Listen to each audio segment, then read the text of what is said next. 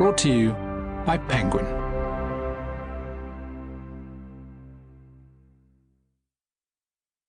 Listen to Me by Tess Gerritsen. Read by Tanya Eby. To Josh and Laura. 1. Amy. I should have worn my boots, she thought, as she stepped out of Snell Library and saw the fresh layer of sleet and slush covering the campus. When she'd left for school that morning, it had been a balmy 49 degrees, one in a string of spring-like days that made her believe winter was finally over. And she had come to campus wearing blue jeans and a hoodie and brand-new pink flats made of buttery leather. But while she'd been inside all day working on her laptop, outside, winter had come roaring back. Now it was dark, and with this frigid wind sweeping across the courtyard, the pavement would soon be as slick as an ice rink.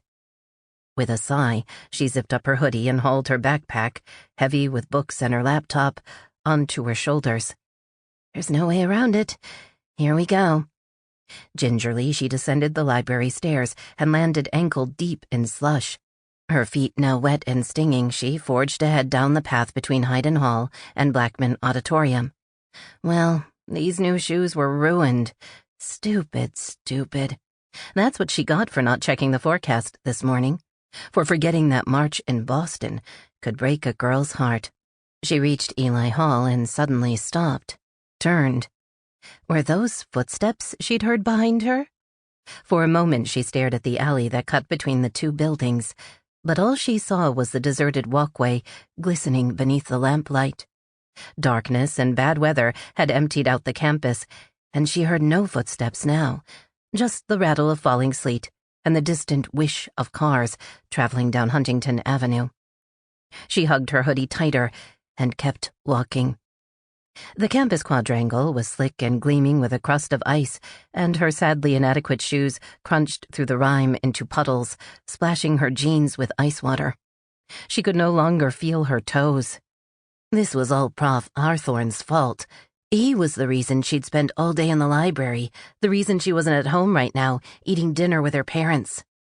But here she was, toes numb with impending frostbite, all because her senior thesis, the 32-page paper she'd been working on for months, was incomplete, he'd said.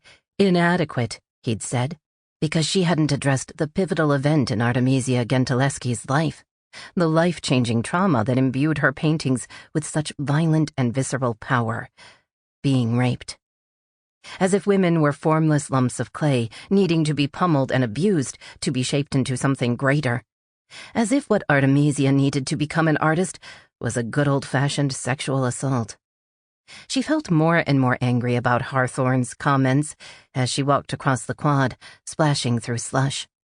What did a dried-up old man like him know about women and all the wearying and infuriating annoyances they had to tolerate?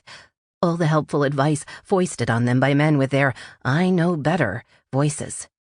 She reached the crosswalk and stopped at the pedestrian light, which had just turned red. Of course it was red.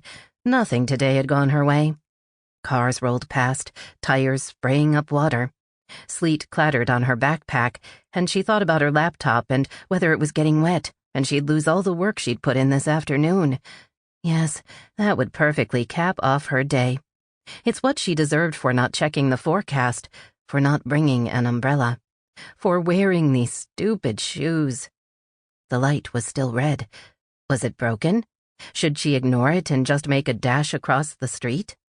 She was so focused on the light that she wasn't aware of the man standing behind her.